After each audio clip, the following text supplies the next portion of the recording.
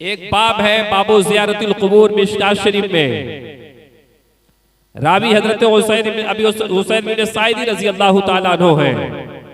फरमाते हैं बैनमा नहनु इंदा रसूलिल्लाहि सल्लल्लाहु अलैहि वसल्लम, हम नबी पाक सल्लल्लाहु ताला अलैहि वसल्लम के पास थे। इज जा रजुलुन मिन बनी सलमा, एक खानदान है बनी सलमा। हमारे यहाँ होता है ये अंसारी हैं, ये कुरैशी हैं, ये खान साहब हैं, ये फुला साहब हैं, ये फुला साहब हैं। कबीला था और अल्लाह ने कुरान में भी फरमाया कबीला इसलिए बनाया ताकि तुम पहचाने जाओ।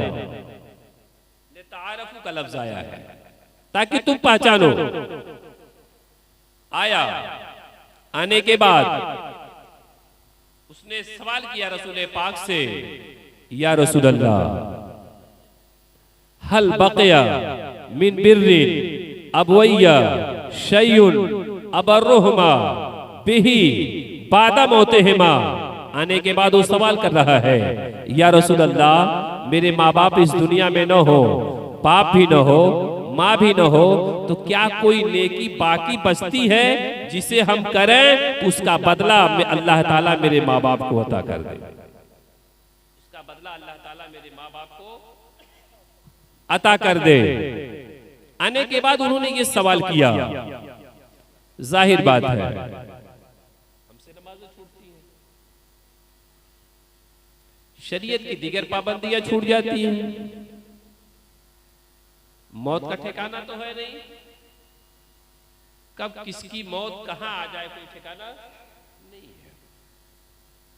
तो ऐसे आलम में होता है या तो नेक औलादें हो,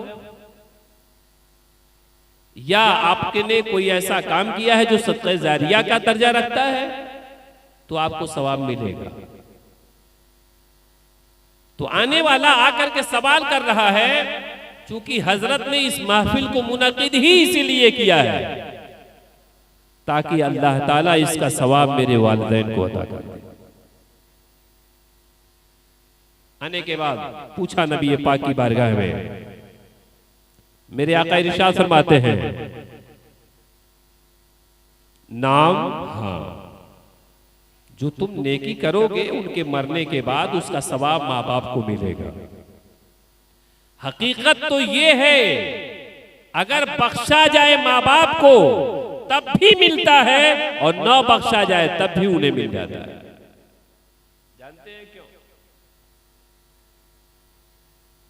होता ये है, आप जिस माँ बाप की औलाद हैं, आप एक नेकी करेंगे उसका बदला माँ बाप को कब्र में मिलता नजर आएगा। इसलिए जिनकी औलादा नेक हैं, जिनकी औलादा शरीयत की पाबंद है, तो 101% तो नहीं, लेकिन इसी उम्मीद पर कि हदीसों से साबित है कि इसका सवाब माँ बाप को मिलता है, तो ये कहा जा सकता है जिसकी औलादें नेक हो अल्लाह ताला उसके माँ बाप को बख्श दिया करता है। तो मेरे आका फरमाते हैं, हाँ, अल इस्तिग़फ़ारु लहुमा, उनके लिए दुआए मग़फ़िरत कर दो, कुरान पढ़ो, मिलाद पढ़ो, दरूद पढ़ो, कुछ भी पढ़ो, खैरात करो, सदकात करो, अल्लाह ताला इसका सवाब तुम्हारे माँ बाप को अता कर देगा। फिर और भी मेरे आका ने फरमाया वस्सलातो अलैहिमा, दरूद पढ़ करके उसका सवाब तुम दरूद पढ़ोगे, मुस्तफा को भेजोगे, दरूद मुस्तफा की पढ़ोगे, लेकिन अल्लाह ताला उस दरूद पढ़ने की वजह से तुम्हारे माँ बाप की मग़फ़िरत फरमा देगा। ये रही बातें इस सिलसिले में कि माँ बाप को सवाब पहुंचता है औलादें जो भी नेक काम करती है। और उसी बाबो ज़ियारतुल क़ुबूर में एक हदीस और है, अल्लाह के रसूल सल्लल्लाहु ताला अलैहि वसल्लम हैं, रिवायत के अल्फाज हैं, अन मोहम्मद इब्न नोमान यरफ़उल हदीस इला नबी सल्लल्लाहु अलैहि वसल्लम,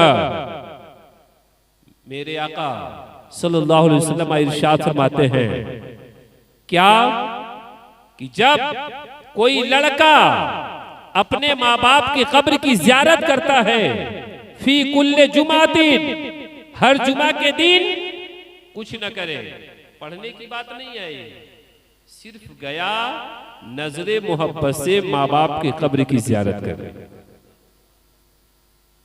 या तो सिर्फ माँ अगर दुनिया में है तो बाप की कब्र की ज़ियारत कर ली, बाप अगर दुनिया में है तो माँ मर गई है तो माँ की कब्र की ज़ियारत कर ले, या दोनों की।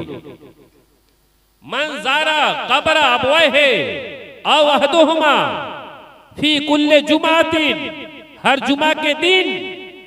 ये नहीं कहा गया सुबह शाम, नहीं, ये नहीं कहा गया है, जुमा के दिन माँ बाप की कब्र की ज़ियारत कर ले। मेरे आका इरशाद फरमाते हैं अल्लाह ताला उस बच्चे के गुनाहों को माफ फरमा देगा। अच्छा बताइए, जब सिर्फ कब्र की ज़ियारत किया तो अल्लाह ताला उसको बख्श दिया। माँ बाप को जो मिलेगा वो अलग बात है, सिर्फ माँ बाप के कब्र की ज़ियारत किया तो अल्लाह ताला उस बच्चे के गुनाहों को माफ फरमा देगा। और इतना ही नहीं, वाह कोतेबा लहू बिर्रा, उसके लिए नेकियां लिखी जाएंगी, नेकों में शामिल कर दिया जाएगा। अल्लाह के रसूल सल्लल्लाहु अलैहि वसल्लम ने सिर्फ ज़ियारत करने पर है।